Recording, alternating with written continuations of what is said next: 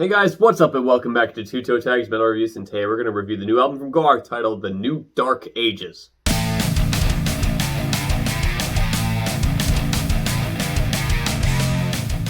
So this album came out a few weeks ago. We did talk about our first impressions of it during that new releases video, but we didn't decide to review it that week. However, we did both enjoy the album, so we're deciding to do it this week on a free week. So I'm going to hand the floor off to you, the more experienced Gwar listener than myself. What are your thoughts? So I enjoyed this album quite a bit listening to it through the week. Is it the best Gwar I've ever heard? No. Is it the worst Gwar I've ever heard? Far from that. This is up there. I think it's pretty decent. There's a lot on this album that I was gravitating towards. A lot of songs that I really started to really like over the week, such as Blood Libel, which I mentioned in our first impressions. If you watched that video, is still a top tier track for me. I just love the atmosphere of this song and the mood of the song. It reminds me of the Jaws theme. Just this danger's coming. Just the riff in the song really good. Berserker Mode was another song. I love the energy of this song. Awesome drum intro. The Cutter is really good. Rise Again is a really cool song for breaking up the pace of the album. Got the clean vocals. Really nice pace breaker. Venom of the Platypus, Ratcatcher, and Bored to Death, which are the last three songs. All of those songs I think are great for different reasons. Venom of the Platypus is a song that kind of kept coming and going. You know, those kinds of songs where like it comes and it goes, you don't really know. And I was like, you know what? That's a very unique name for a song. I'm going to look up the lyrics and see what this song's about. Now, lyrics are always up to interpretation, but the way I felt the lyrics, what I felt they meant is that it's about society and society's reliability on the internet and their dependency on the internet and how we kind of just can't do anything without internet anymore. We get things delivered right to our door. Every bit of information's at our fingertips. And it's really kind of degraded society in a way. It's an interesting, you know, lyrically, the song's interesting. But even the title, Venom of the Platypus, I'm trying to think of what that means. And platypus is like one of those animals that like, it's like three animals in one. Got like a beaver tail and a duck bill or whatever. But that's kind of like what the internet is. It's just like a beast that's comprised of a bunch of different things, and the venom of it is the addiction of it. So that's how I interpreted it, and I thought that was really interesting. So that song kind of gravitated me because of that. And then you get Ratcatcher, which is right after that, which is a lot more straightforward. It's a song about an alien that comes to Earth, and he's hired to cleanse a city of rats. So he does. But the people that hired him didn't want to pay him. So he kidnapped their kids.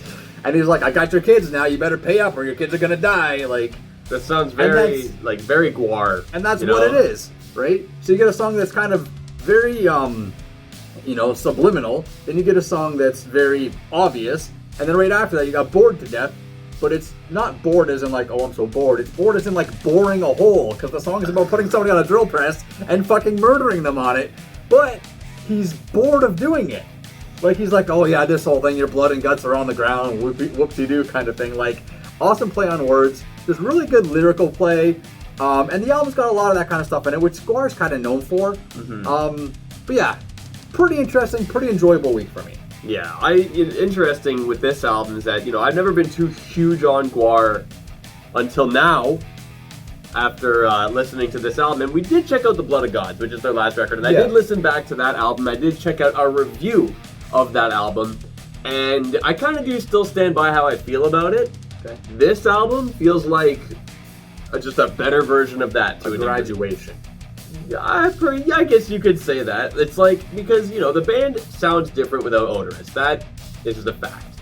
And I did listen to two older Gwar albums, those being Violence Has Arrived and War Party, just to get an idea as to what that era of Gwar sounds like, because you did compare this new album to that era.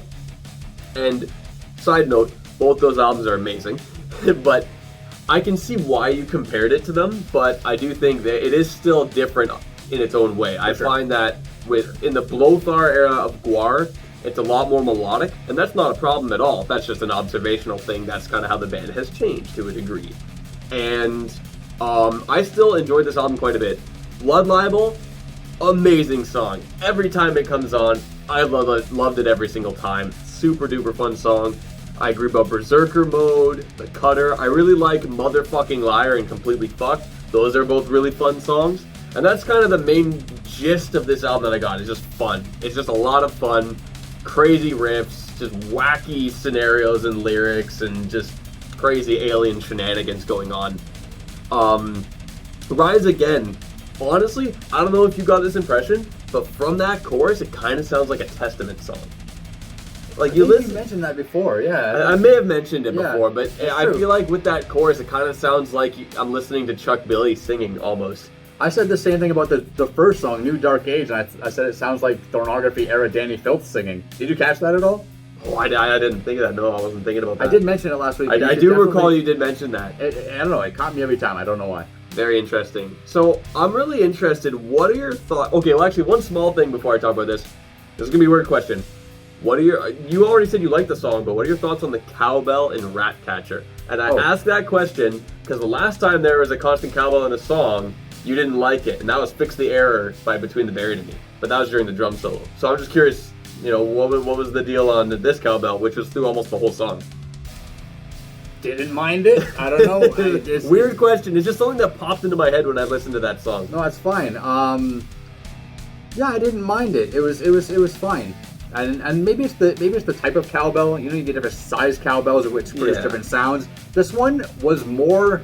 I don't know which one makes this kind of sound, but it almost sounded like woodblock in a way. Like it had that kind of sound. Yeah, I can see right? that. It's definitely cowbell, like but attack. Yeah, but it didn't bother me at all. It was fine. Okay, I was just interested because when I heard the cowbell, I'm like, the last time there was a cowbell, I didn't like it so much. Yeah, it's probably So the actual question is, what are your thoughts on Death Whistle Suite, which is the last 3 tracks of the album, but I don't think they're bonus tracks, especially considering that the end of the last one has the same kind of ambient sound that the album starts with, so you can kind of loop it onto itself, which is really cool, by the way. But, yeah, what do you think? I didn't listen to them. I listened to them once on our first impressions back then, but I assume they're bonus tracks. They didn't seem to fit the album to me. Yeah, it's weird. I took them off my playlist, so I really can't comment on those. Well, I mean, it's a 12-track album. I kind of felt similar because they're so disconnected from the rest of the album. It felt more natural being 12 tracks. Bored to Death being the last track. Yeah. The closer felt more natural to me. The first track of the trilogy is like this 1-minute thing, and then the second track's an actual song, and it's a good one at that. It's really good. And the third one's just 11 minutes of just literal nothing, just ambient noises. Yeah. And it's like, okay. But it's like, it's hard to consider if this is a bonus track or not. I can't really find anything on it, so... I couldn't either. I don't know, but I kind of try to just look past the Death Whistle Suite. To me, the album ends a bore to death as well. Yeah. Once that song ends, I kind of just tuned out, even though the second part of Death Whistle Suite's actually really good, because it's an actual song, a good sounding one.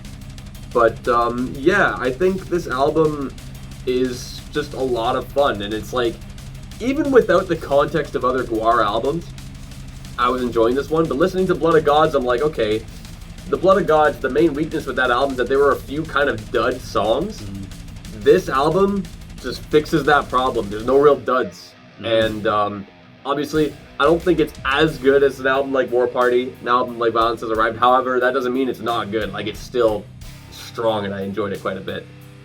All right. You want to rate it?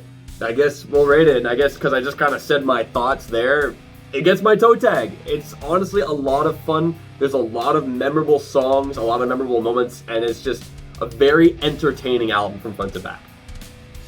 Cool. Toe tag from TV Fish. So before I give my rating, I just want to talk about Lothar the Berserker for a minute. Okay? Mike Bishop is his real name. You want to know when Mike Bishop joined the band? 1987! I was about to say, I believe he's the original Beefcake the Mighty. He's the original Beefcake the Mighty. Which is pretty cool. Which is something we didn't know before. So yeah, he joined. He wasn't in the band the entire time. He left, and then he came back. But I felt really good when I found that out, when I looked that up, because that to me, it's a good example of Gwar being in the right hands. A lot of times when a singer that's been with the band for decades and is kind of like the sound of the band dies or leaves for whatever reason, it's really hard to replace them. And this is a good example of a replacement that knows what he's doing. He knows the foundation, he knows the fundamentals. He's been there since the start. He was a backup vocalist. He did some lead vocals on some older Gwar stuff. So he is the perfect guy to take over for Odor Sarungus. You have an example like Eddie Hermida from Suicide Silence, great vocalist, does not have the spirit that Mitch Lucker had, so it sounds like a different band. That's just an example.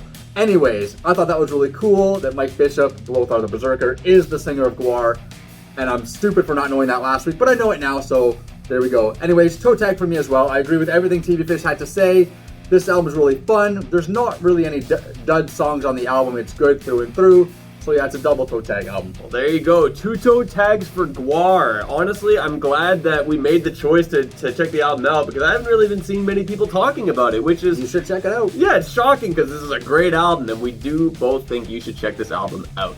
Anyway, guys, that's all we got for this video today. Remember to like this video if you liked it and comment. Tell us in the comments below, what did you think of this album? Because like I said, we haven't seen many people talking about it, so hopefully that can start now.